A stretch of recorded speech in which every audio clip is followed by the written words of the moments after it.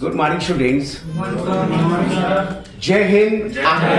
आज हमारा Indian polity में टॉपिक है वो है difference between fundamental rights and DPSP, direct principle of the state policy, अर्थात मूल अधिकार और राज्य के नीति निर्देशक तत्व में बेसिक डिफरेंस क्या है, हम इसे समझेंगे। और इस डिफरेंस से संबंधित सवाल आते हैं और छूट जाते हैं। मुझे लगता है कि इसे पढ़ने के बाद आपका सवाल नहीं छूटेगा, ध्यान में रखना है। चलिए हम चलते हैं ये टॉपिक पर। एक तरफ हमारा फंडामेंटल राइट है और दूसरा डीपीएसपी है। दोनों में बेसिक डिफरेंस को लेकर यदि हम पढ़ना चाहते हैं तो हम ये पढ़ेंगे कि मूल अधिकार का चर्चा भारत के संविधान भाग 3 में है।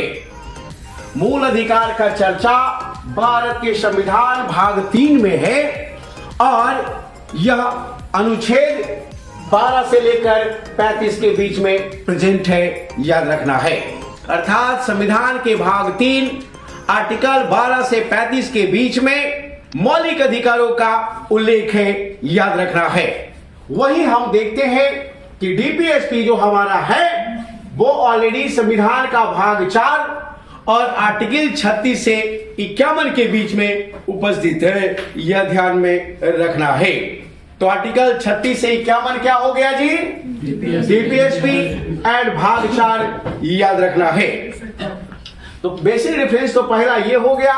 दूसरा यह है कि फंडामेंटल राइट जो है भारत में लिया गया है वो अमेरिका से लिया गया है। अमेरिका से हमने मौलिक अधिकार को लिया है, वही हमने डीपीएसपी को लिया है आयरलैंड से। कहां से लिया है?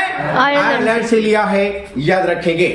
सच यह है कि यह डीपीएसपी आयरलैंड का मूल स्वरूप नहीं है, बल्कि वो स्पेन से लिया है और उसको हमने आयरलैंड से लिया है, याद रखना है। अर्थात आयरलैंड कहां से लिया? स्पेन से लिया है और हमने आयरलैंड से लिया है। नीति निर्देशक तत्व तो याद रखेंगे, यह बड़ा इंपॉर्टेंट है। दूसरा यह है कि मौलिक अधिकारों को न्याय संगत माना गया है, यह वाद योग्य माना जाता है, यह प्रवर्तनीय माना जाता है। यह शब्द देकर फंसा देता है, याद रखना है, ध्यान में रखेंगे। अर्थात मौलिक अधिकारों का उल्लंघन होता है तो कानूनी रूप से कोर्ट के द्वारा इसे लागू किया जा सकता है। हम जानते हैं कि मौलिक अधिकारों का जो संरक्षक होता है वो सुप्रीम कोर्ट और हाई कोर्ट होता है, आर्टिकल 32 एंड 226 के तहत, याद रखेंगे। वहीं पर डीपीएसपी जो हमारा है अप्रवर्तनीय है, याद रखेंगे, अर्थात न्याय संगत नहीं है, ध्यान में रखना। अर्थात यह वाद योग्य नहीं है। पूछता है डायरेक्ट कौन वाद योग्य है, कौन वाद योग्य नहीं है। तो वाद योग्य हमारा मूल अधिकार हो गया और वाद योग्य नहीं जो है वो हमारा डीपीएसपी हो गया। एकदम क्लियर है, याद रखेंगे, ध्यान में रखना है, क्योंकि मूल रूप से इसे कोर्ट के द्वारा पूरी तरह लागू नहीं करवाया जा सकता है। क्यों? क्योंकि डीपीएसपी पूरी तरह ऑलरेडी ये राज्य के संसाधनों पर निर्भर करता है। राज्य के पास कितना संसाधन है, किसके हित के लिए कैसा कल्याणकारी कार्यक्रम को बनाता है, पूरी तरह राज्य पर यह निर्भर करता है, यह ध्यान में रखना है। इसलिए यह वाद योग्य नहीं है, ध्यान में रखना है। दूसरी बात कि फंडामेंटल राइट जो है, मौलिक अधिकार जो है हमारा राजनीतिक न्याय की बात करता है, पॉलिटिकल जस्टिस की बात करता है, पॉलिटिकल डेमोक्रेसी की बात करता है, वो राजनीतिक लोकतंत्र की बात करता है, याद रखेंगे। वहीं पर ऑलरेडी डीपीएसपी जो हमारा है सामाजिक आर्थिक लोकतंत्र की बात करता है, सामाजिक आर्थिक न्याय की बात करता है, याद रखना है। इसे व्यक्तिगत स्वतंत्रता की बात करता है, जबकि लोगों को कल्याण कार्यक्रम से जोड़ने की बात करता है, सामाजिक और आर्थिक रूप से मजबूती पर बल देता है। अर्थात राज्य सरकार अपने विभिन्न कार्यक्रमों के माध्यम से लोगों को सामाजिक सशक्तिकरण प्रदान करेगा, लोगों को आर्थिक न्याय उपलब्ध कराएगा, संसाधनों को लेकर समान वितरण का व्यवस्था करेगा, सामाजिक व्यवस्था ऐसा बनेगा जिससे लोक कल्याण को बढ़ावा मिले। तो इस प्रकार से ऑलरेडी यह ध्यान में रखना है, दोनों में एक अंतर है कि राजनीतिक न्याय की बात करता है जबकि ये सामाजिक आर्थिक न्याय की बात करता है, यह याद रखना है।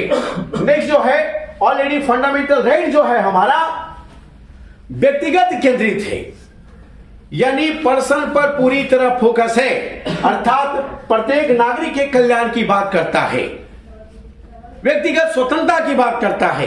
कहीं किसी प्रकार का राज्य के द्वारा उसको हार्ट नहीं पहुंचाया जाएगा, बशर्ते यदि कानून को मानता है तो याद रखना है। वहीं पर हम देखते हैं यह समाज केंद्रित है, अर्थात डीपीएसपी के माध्यम से जो भी कार्यक्रम का निर्माण किया जाएगा, जो भी प्रोग्राम का निर्माण किया जाएगा, यह पूरे समुदाय के लिए होगा, समाज हितैषी वाली एक कार्यक्रम होगा, याद रखना है। जबकि इसमें व्यक्तिगत गरिमा की बात करता है, पर्सनल लिबर्टी की बात करता है, याद रखना है। तो ध्यान में रखेंगे ऑलरेडी ये व्यक्तिगत केंद्रित है और प्रत्येक नागरिकों का कल्याण की बात करता है। कहीं से किसी प्रकार का किसी व्यक्ति को मौलिक अधिकारों का हनन होगा, तुरंत कोर्ट चल जाएगा और इसके अगेंस्ट में रिट जारी किया जा सकता है, याद रखना है। जबकि इसमें इस तरह का कोई प्रावधान नहीं है, ध्यान में रखेंगे। नेक्स्ट है यह राज्य के विरुद्ध संरक्षण है, याद रखना है।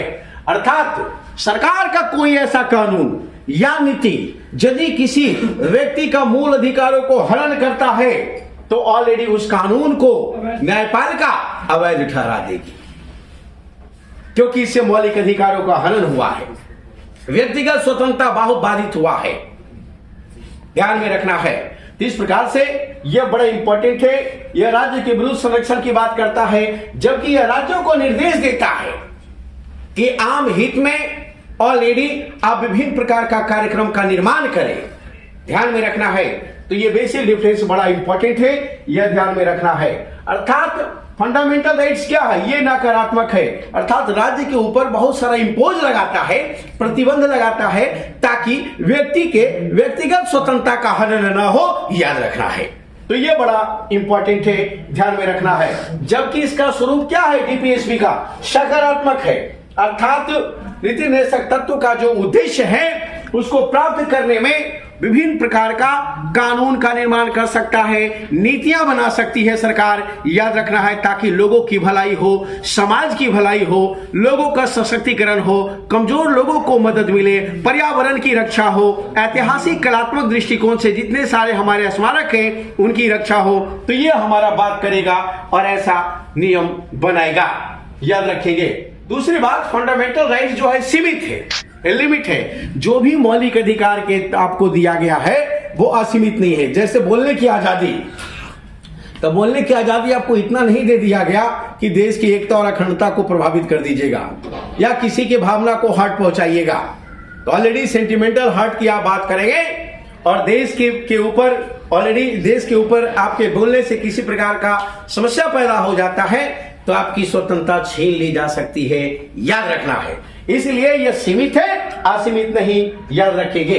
मौलिक अधिकार क्या है, यह सीमित है, यह ध्यान में रखना है। जबकि यह असीमित है, राज्य अपने लोगों के लिए बहुत सारे कार्यक्रमों के माध्यम से विभिन्न प्रकार का कल्याणकारी कार्य कर सकता है, जिसमें व्यक्ति को सुपोषण प्रदान कर सकता है, शिक्षा प्रदान कर सकता है, निःशुल्क न्याय प्रदान कर सकता है, लोगों को रोजगार प्रदान कर सकता है, प्रसूति को सहायता प्रदान कर सकता है, मैनेजमेंट में कार्य जो कर्मकार है उनकी भागीदारी को सुनिश्चित कर सकता है, समान नागरिक संहिता का निर्माण कर सकता है, SC/ST को मदद कर सकता है, पर्यावरण की रक्षा कर सकता है, शराब पर पाबंदी लगा सकता है, पोषण को बढ़ा सकता है। तो ये बहुत सारा काम करेगा, इसीलिए ये राज्य का कार्य डीपीएसपी के माध्यम से असीमित है, याद रखना है। अगला है हमारा बेसिक डिफरेंस कि ऑलरेडी इसमें संशोधन जो किया जाएगा विशेष बहुमत के माध्यम से। अर्थात जो हमारा फंडामेंटल राइट्स में जो संशोधन होगा वो विशेष बहुमत होगा, 2/3 बहुमत होगा, आधे राज्यों की सहमति भी हो सकती है। तो इस प्रकार से सामान्य संशोधन इसमें नहीं होगा, याद रखेंगे। जबकि यहां पर संशोधन होगा साधारण बहुमत से, आधा प्लस एक, टोटल जो उपस्थित है उसका आधा और प्लस एक, याद रखना है। ये साधारण बहुमत है, इसके माध्यम से साधारण बहुमत से ये बना सकते हैं और बिगाड़ सकते हैं विभिन्न प्रकार का रूल एंड रेगुलेशन, किसके के अंतर्गत, डीपीएसपी के अंतर्गत, याद रखना है। जबकि फंडामेंटल राइट्स में हम विशेष बहुमत से हम कानून का निर्माण कर सकते हैं, और वो भी यदि वो कानून व्यक्ति की स्वतंत्रता को बाधित करता है और 2/3 से भी आपने बना लिया है, फिर भी आपको ऑलरेडी उसे असंवैधानिक करार देगा, अवैध करार देगा। कौन? तो सुप्रीम कोर्ट, याद रखिएगा, ध्यान में रखना है। तो ये बड़ा इंपॉर्टेंट है, ध्यान में रख लेंगे। अगला डिफरेंस हमारा ये है कि फंडामेंटल राइट्स को सस्पेंड किया जा सकता है, इमरजेंसी पीरियड में सस्पेंड किया जा सकता है, लेकिन 2021 को छोड़कर, याद रखेंगे। और डीपीएसपी को किसी भी परिस्थिति में निलंबित नहीं किया जा सकता है, याद रखिएगा। तो एक सस्पेंड होगा और दूसरा नॉन सस्पेंड होगा, याद रखेंगे, बड़ा इंपॉर्टेंट। सच यह है कि फंडामेंटल राइट जो है स्वतः लागू है, जो भी प्रावधान दिया गया है स्वतः लागू है। हाँ, तो अगला जो हमारा डिफरेंस है वो ऑलरेडी फंडामेंटल राइट्स को, और ये स्वतः लागू होती है, याद रखना है। इसको लागू करने के लिए विशेष प्रयास की आवश्यकता नहीं है, लेकिन डीपीएसपी के तहत किसी प्रकार का कोई नया प्रावधान आता है तो उससे संबंधित विभिन्न प्रकार के कार्यक्रम कार्यान्वयन के लिए कानून बनाने की आवश्यकता होती है।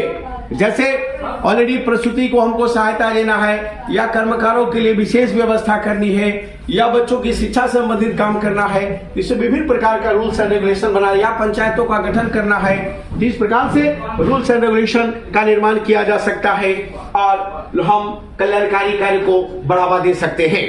अब सवाल है कि हमारा फंडामेंटल राइट्स और डीपीएसपी को लेकर कौन इसमें बड़ा है, कौन छोटा है। तो आप जानते हो कि संविधान का व्याख्या करने का अधिकार सुप्रीम कोर्ट में है, और उसने समय समय पर क्या कहा है। तो समय समय पर केरल में, ऑलरेडी केरल में शिक्षा बिल को लेकर सुप्रीम कोर्ट कमेंट किया है कि जो मूल अधिकार है और नीति निर्देशक तत्व है, दोनों को बीच में एकदम सौहार्दपूर्ण संबंध होना चाहिए और किसी प्रकार का कोई संघर्ष का प्रश्न नहीं बनता है। दोनों के बीच में किसी प्रकार का कोई संघर्ष, कॉलिजन का सवाल पैदा नहीं होता है, याद रखिएगा, बड़ा इंपॉर्टेंट है। तो ध्यान में रखेंगे, ऑलरेडी ये केरल हाईकोर्ट बोला है, याद रखिएगा।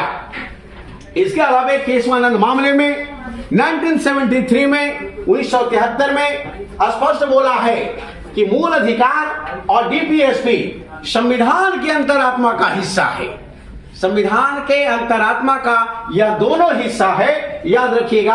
और दोनों एक दूसरे का सकारात्मक पूरक है, याद रखिएगा, दोनों एक दूसरे का सकारात्मक दृष्टिकोण से पूरक है, न कोई कम है न ज्यादा है, याद रखेंगे, बड़ा इंपॉर्टेंट है। उसी तरह मिनर्वा मामले में सुप्रीम कोर्ट ने 1980 में बोला कि यह दोनों जो है एक ही रथ का दो पहिया है और दोनों को रहना बहुत जरूरी है, अर्थात दोनों के बीच में अनुनाश्रय संबंध है और एक दूसरे पर यदि कोई लादता है, सरकार लादने का प्रयास करती है, तो यह संविधान के मूल भावना के ऊपर ठेस होगा। तो यह ठीक बात नहीं है, याद रखेंगे। इसलिए कोई किसी से कम नहीं है। 2007 में सुप्रीम कोर्ट स्पष्ट बोल चुका है कि ऑलरेडी हम देखते हैं कि एक तरफ नागरिकों को जो व्यक्तिगत स्वतंत्रता है, that is the fundamental rights, और दूसरी तरफ डीपीएसपी भारतीय समाज का जो सार्वजनिक भलाई की बात करता है। तो दोनों के बीच में मध्यम मार्ग अपनाने की आवश्यकता है। सरकार मध्यम मार्ग अपनाए, यह ध्यान में रखना है और ये बड़ा इंपॉर्टेंट है, यह ध्यान में रखेंगे। हम डीपीएसपी की बात करते हैं, नीति निर्देशक तत्व की बात करते हैं। पूछेगा नीति निर्देशक तत्व और नई नीति निर्देशक तत्व क्या है। तो नीति निर्देशक तत्व वो हो गया जो संविधान में पहले से प्रावधान था, और नई नीति निर्देशक तत्व वो हो गया जो संशोधन के माध्यम से विभिन्न प्रकार के क्लाउज जोड़ा गया है। जैसे 42वें संविधान संशोधन के माध्यम से आर्टिकल 39 को जोड़ा गया और ख जोड़ा गया, याद रखिएगा। 44वें संविधान संशोधन के माध्यम से आर्टिकल जो 38 है उसमें भाषा को लेकर संशोधन किया गया है।